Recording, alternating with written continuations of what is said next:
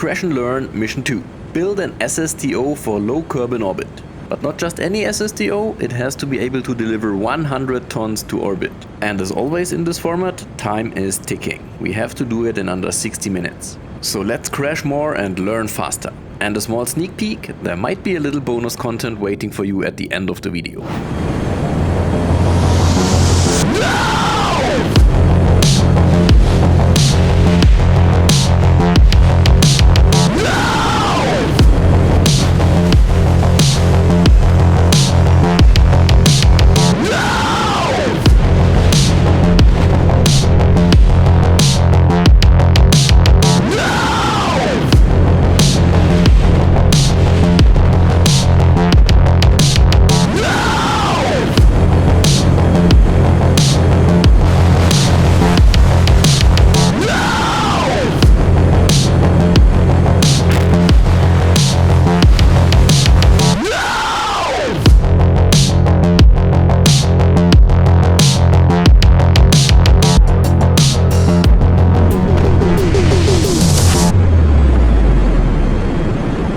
"100 tons are quite a lot, so we are going for the biggest form factor from the very beginning, the Mark III cockpit.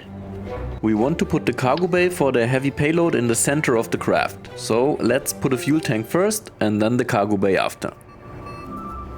Building the payload is super easy. We add a decoupler and an ore tank that holds 101 tons of ore. Here we already have learning number 1. When placing decouplers, always watch out for the red arrow. It points in the direction where the attached part will be decoupled, so separated from the vehicle. The side that points away from the arrow is the side that will stay with the vehicle. I can't remember how many times I got that wrong. Another fuel tank and aerodynamic end section, and we have the main body of our SSTO done. Next up, wings. I have installed the procedural wings mod, which I think is essential for building any kind of aircraft. For such big SSTOs, my go-to strategy always is to add big lifting wings in the front, then really wide wings at the end to attach many engines to, and on the tail section we add the wings for vertical stability and pitch and roll control. Now the interesting fine-tuning part begins. I have installed the mod RCS Build 8, which adds some nice visual clues about any misalignments on your craft. Let's have a look. In general, we want our center of mass, the yellow indicator, to be slightly in front of our center of thrust, the light blue indicator. We can move around the wings to achieve this. RCS Build 8 adds this nice red arrows to indicate any torque created by small misalignments. Our engine of choice is of course the Rapier engine, which is good for both atmospheric flight as well as space flight, because it supports an air breathing mode as well as a closed cycle mode, which will consume oxidizer. Okay, we are ready for the first test. Let's go.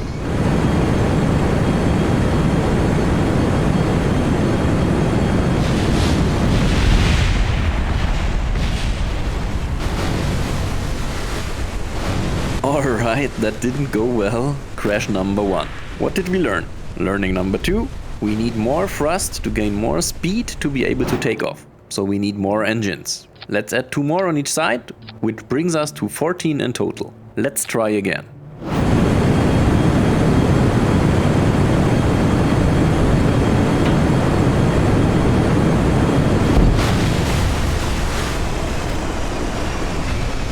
Crash number 2.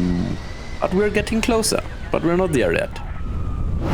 Learning number 3, we need even more speed and therefore more thrust. How can we achieve that? We simply remove the last tank on the tail and add a rocket engine instead. I'll go with the Vector engine. That should give us a good amount of extra thrust for takeoff.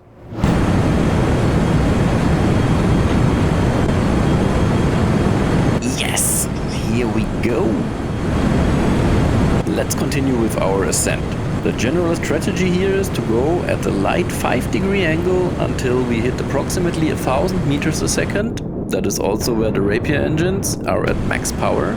At that point we start a steep ascent about 30 to 40 degrees until our apoapsis hits about 80 kilometers.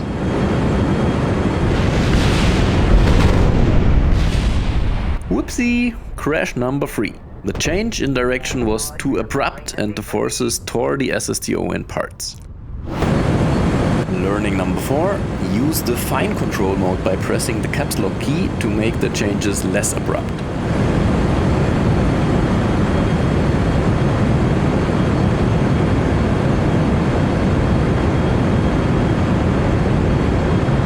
That looked way better.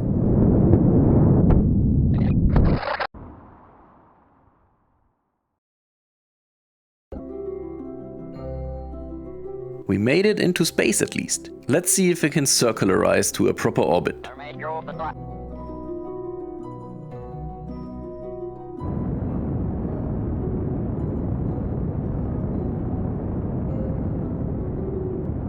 Crash number 4. Not all engines turn on again in space. Learning number 5. Why did that happen? Somehow, some of the engines were not properly set to manual mode switching. Kind of a case of check your staging. The Rapier engines, they support a kind of automatic switching, where when they don't get enough oxygen from the atmosphere anymore, they switch to the closed cycle mode automatically. But I found that to be buggy sometime, and I like to do that manually and make the decision manually, so I created an action group for that. Another thing that came to my mind here. If we want to land at some point, we need some air brakes to slow us down, because such big planes, they are really good gliders, and you can glide for kilometers without losing much speed.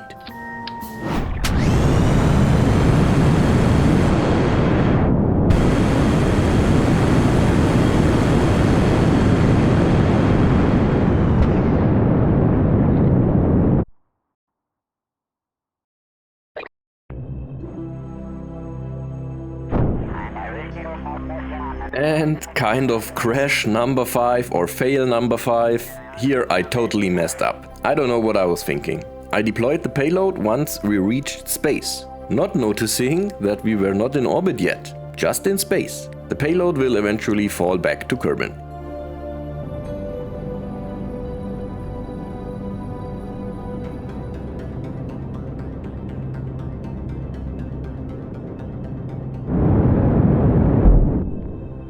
A second thing that made this a failed attempt, we still miss some delta V to fully circularize. So let's go fix this.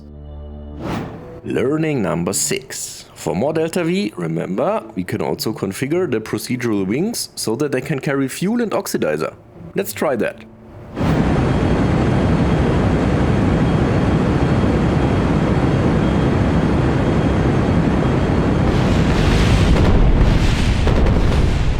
Crash number 6. With the big wings in the front being filled with fuel, as soon as we start pitching up, the drag makes the SSTO flip and disintegrate.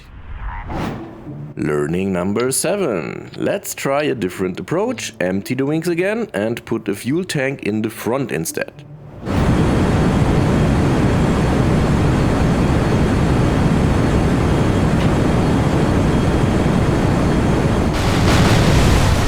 Crash number 7. Now we are too heavy again, or in other words, we don't have enough thrust anymore. Or maybe I thought it was just a skill issue?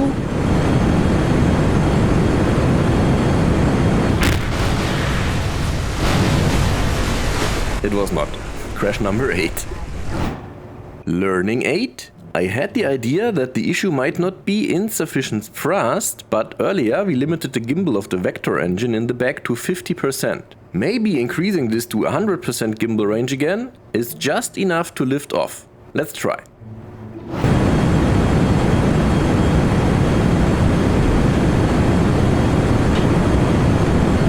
And it works! Yay!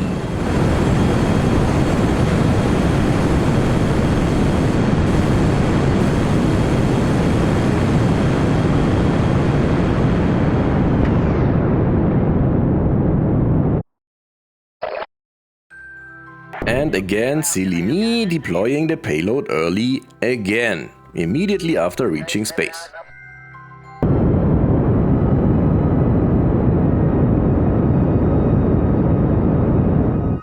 But this time at least we made it into orbit afterwards. But here we hit the hard time limit. The timer hits 0, which means hands off, mission over. Unfortunately, we did not successfully complete Crash and Learn Mission 2's objective this time. But what did we achieve? We created a SSTO that can bring 100 tons of payload into space and circularize to orbit afterwards. I would have really loved to show you re-entry as well and landing, but 60 minutes is just not enough for SSTO building. Because SSTO building involves so much testing. You tweak this small thing and that small thing, and every time you have to do a test flight to check if it worked. But hey, we crashed 8 times, which was really fun, and we also did learn 8 new things. Let's have a look. Learning 1. Notice the arrow that indicates decouple direction. Learning 2. You need a good amount of speed to take off from the one-way, approximately close to 200 meters a second. More engines are a good option to achieve that. Learning 3. If the jet engines don't do it, add a rocket engine for extra boost. Learning 4. Use fine control mode by pressing caps lock for atmospheric flight. Learning 5. Of course, we can't miss in this episode, check your staging. Learning 6. You can also store fuel and oxidizer in the procedural wings. Learning 7. Put the weight or fuel to a place on the plane where it makes sense. Learning 8. Make use of engine gimbal if you're only using a tiny bit for proper liftoff. Learning 9. Don't be stupid like me and deploy the payload early, immediately after reaching space. You are not in orbit yet. Okay, I promised you a small bonus, right? Although we failed the Crash and Learn mission as the countdown hit 0, the chat and me, we were still super curious if this design could deliver 100 tons of payload to Low Kerbin Orbit. We were so close, so let's see if we can manage it. First, we had a suborbital attempt where we continued with the re-entry. Because we wanted to test how it goes, it went horribly wrong. But the visuals, they were amazing. Look at this scattering, the clouds, the sunset, it's amazing.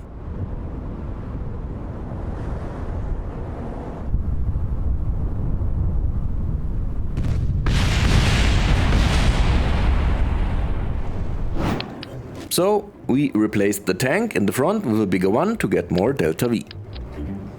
Now we were not able to take off anymore, so we increased the lifting surface of the big front wings to generate more lift, which worked. But still not enough delta V to circularize with the 100-ton payload still on board. One more funny thing we learned along the way: do not quick save and quick load during atmospheric ascent with the engines powered on. It just does not work. We just did another attempt without really changing much, and this time it worked! We were able to reach Low Kerbin Orbit with the 100-ton payload and still some delta V left. And we deployed it successfully. Well, yeah, the orbit we did, but no chance of landing. That would need some more tweaking and testing.